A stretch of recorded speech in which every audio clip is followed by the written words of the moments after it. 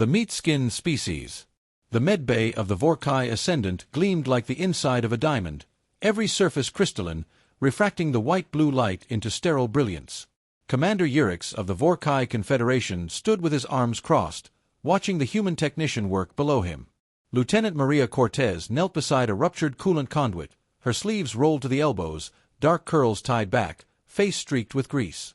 The alien crew clustered near the observation glass, whispering among themselves. "She bleeds," hissed Dr. Pellin, his chitinous mandibles clattering. "They say her internal fluid, blood, leaks through the surface layer. A species that carries its life outside containment." "She's organic," another alien muttered. "A sack of meat and bone." Urix's crystal eyes glowed faintly. "The Terrans call it skin. Flexible. Absurdly thin." They laughed, a chorus of metallic clicks echoing down the corridor. Even the diplomatic envoy from the Avkari Union, usually neutral, allowed herself a smug hum. Humans, they decided, were fascinating in the way insects were fascinating, intricate but insignificant. Maria pretended not to hear. She'd gotten used to it, the staring, the jokes, the whispered words like meat being or oxygen addict. She found them funny, mostly. If these beings had ever set foot on Earth, they'd realize just how many ways a planet could try to kill you before breakfast. "Okay, rerouting plasma now," she said, tapping a wrist console. A hiss of blue vapor escaped the conduit. The aliens flinched backward. Maria grinned. "Relax. That's just coolant, not acid." Urix tilted his head.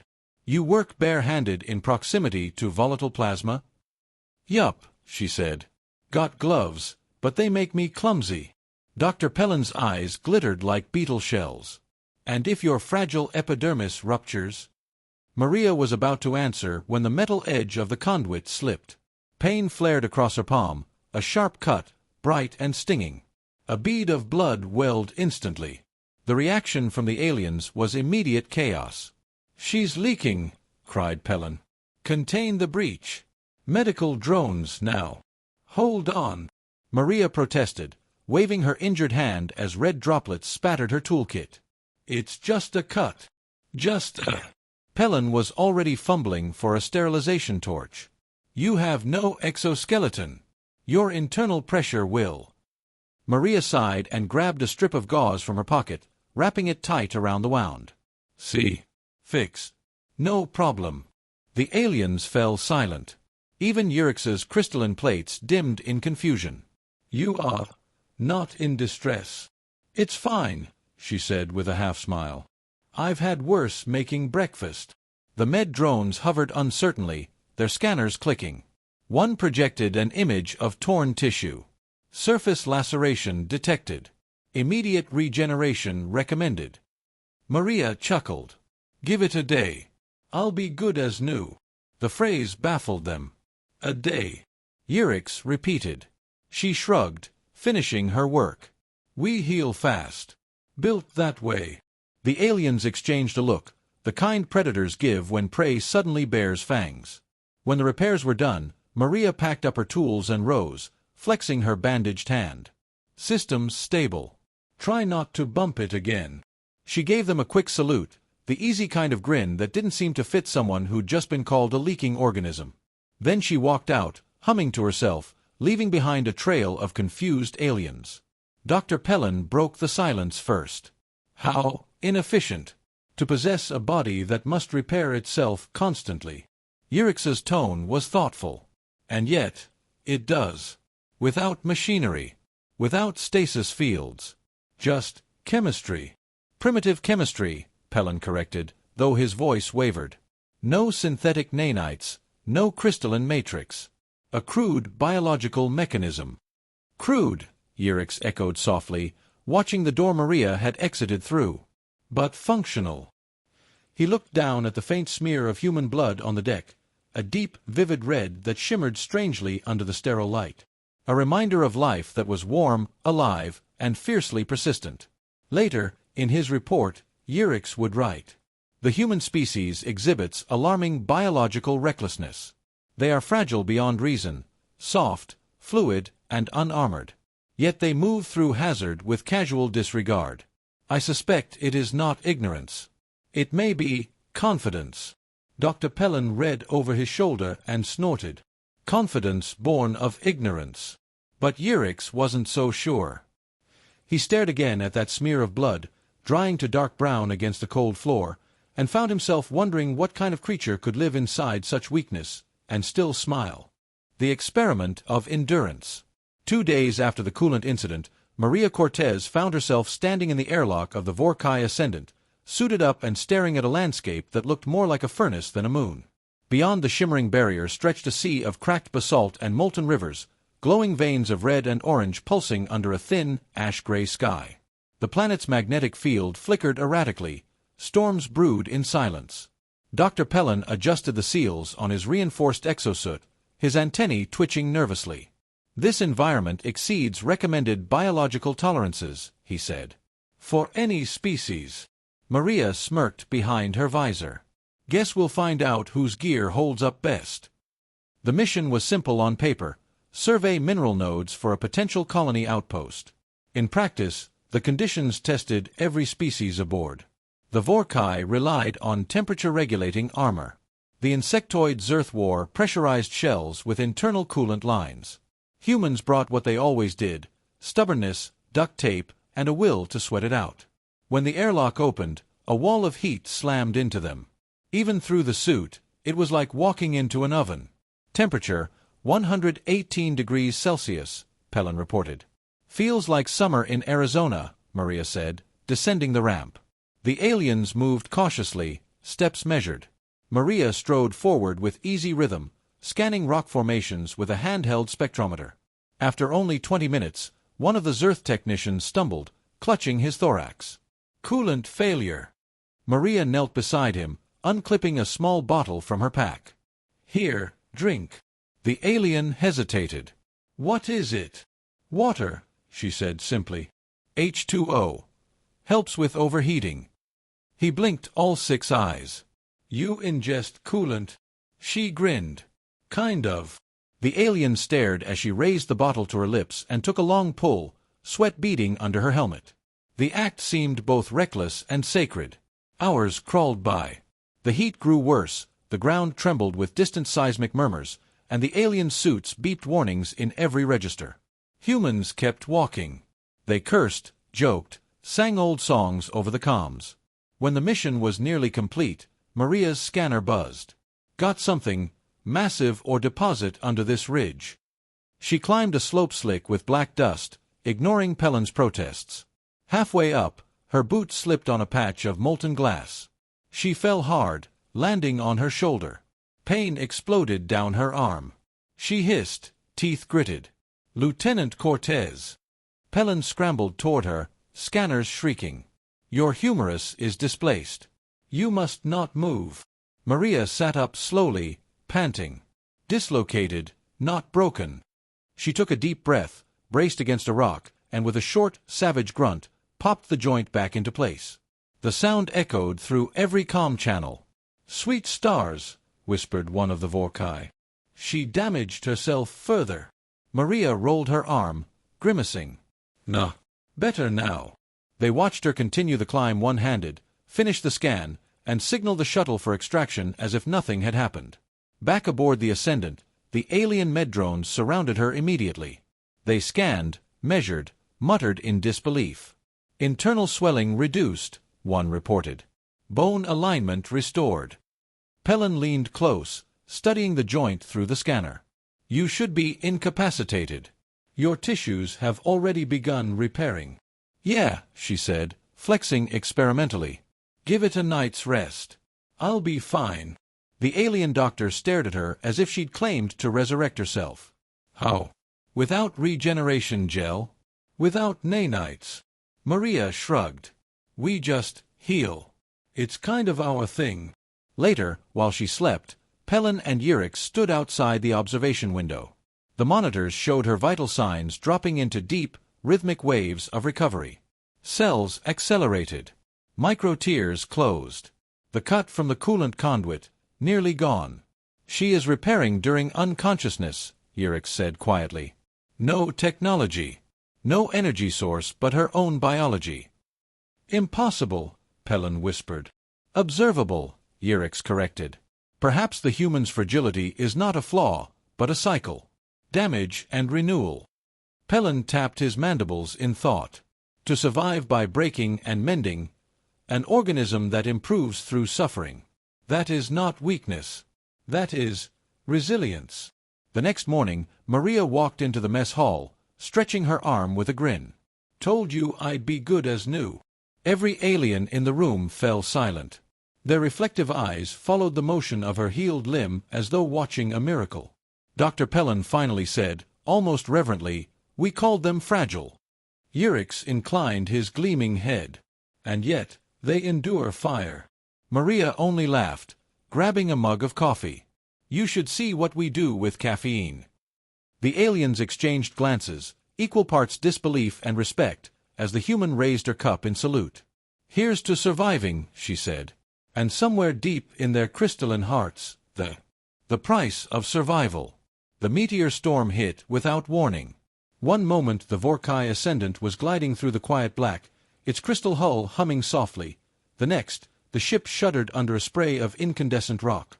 Sirens screamed in every language.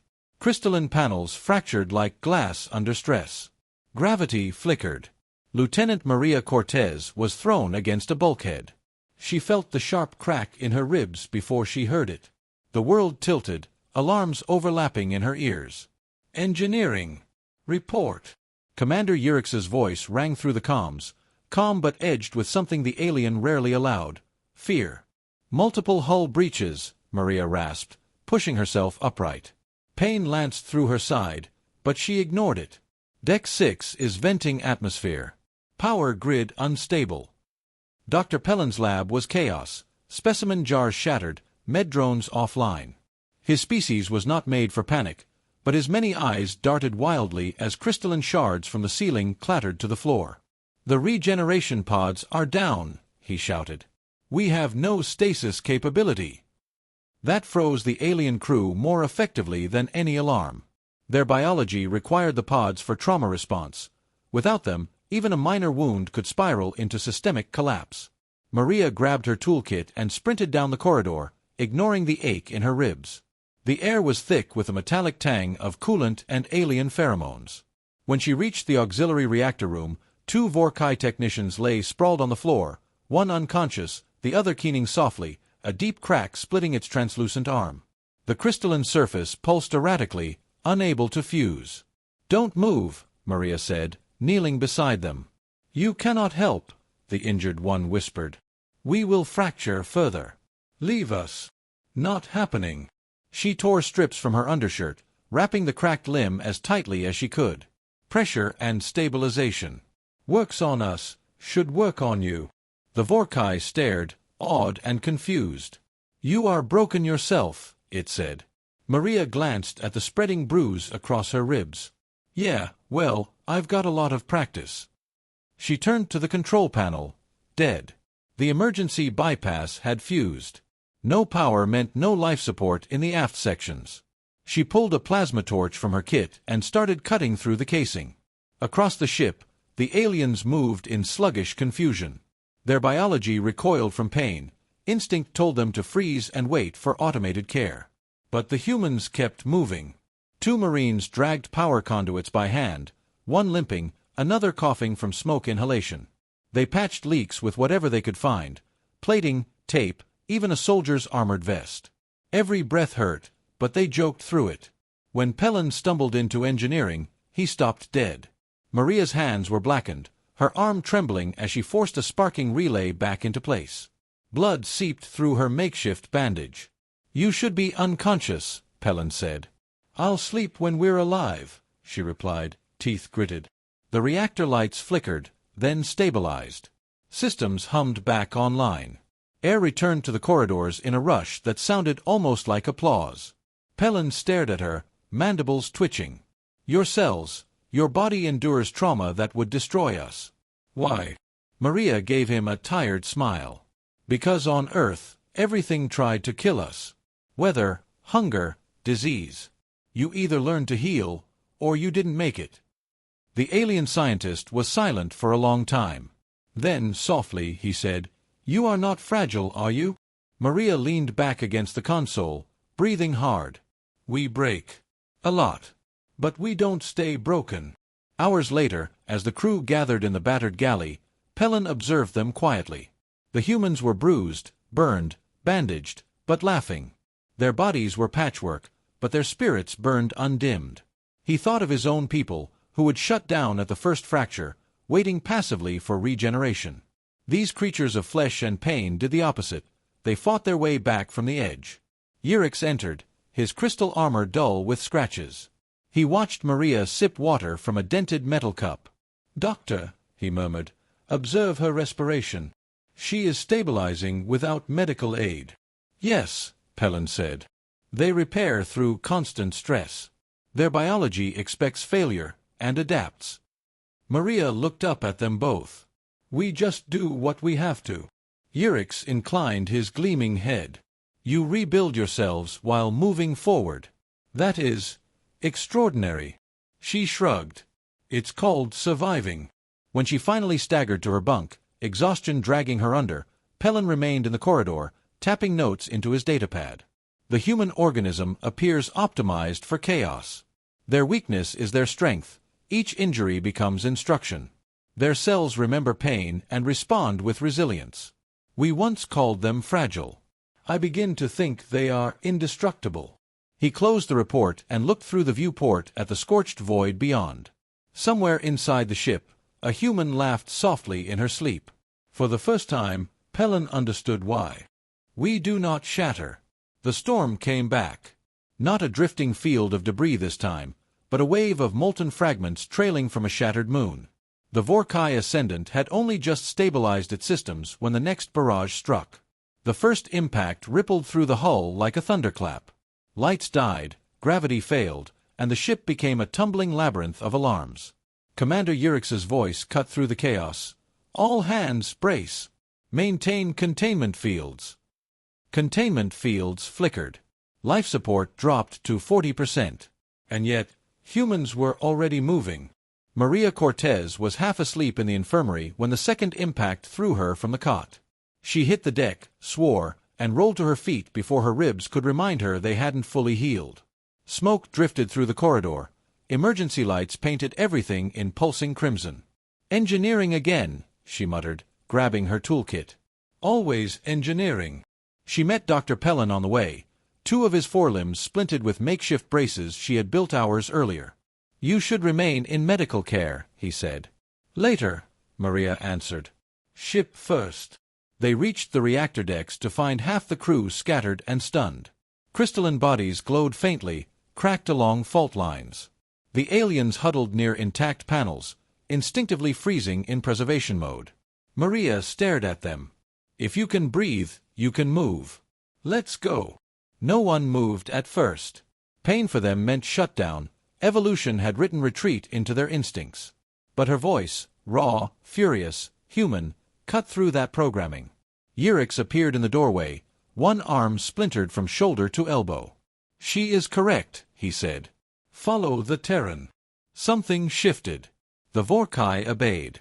They worked side by side in the choking heat. Every few minutes another strike rocked the ship. Maria's right arm went numb, a dull throb spreading to her shoulder. She realized she'd fractured it again.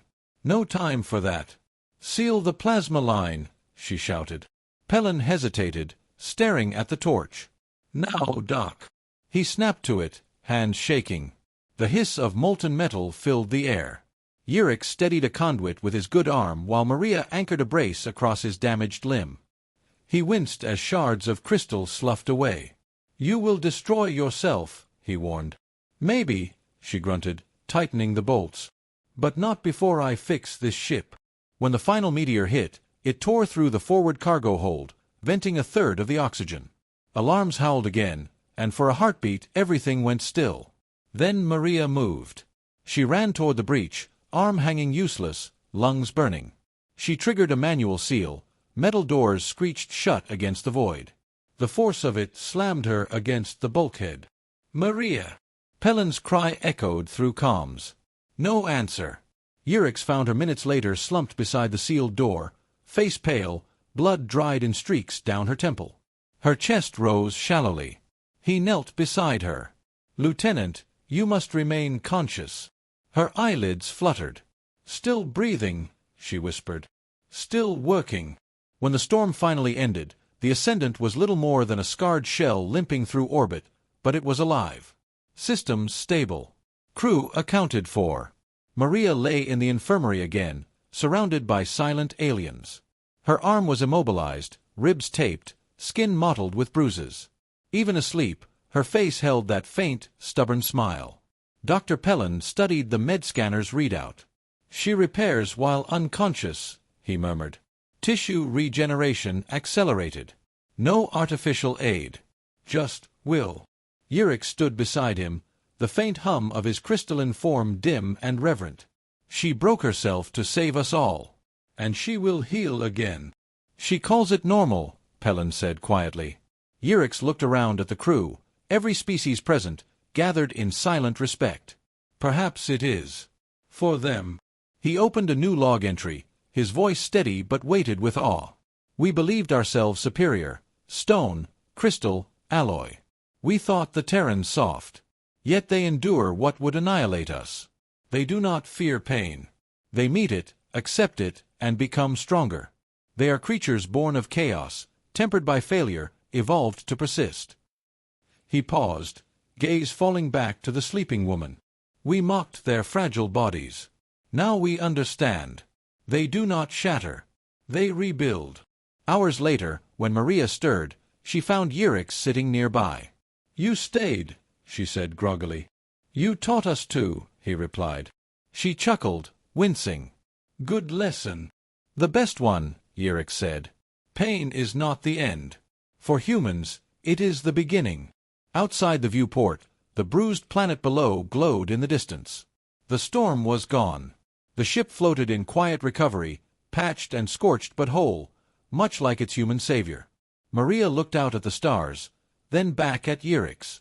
"Told you we heal fast." He inclined his crystalline head. "Yes, Lieutenant. Overnight." And somewhere in the quiet corridors of the Vorr'kai Ascendant, the legend began, of the fragile species that refused to die and taught the galaxy what strength truly meant.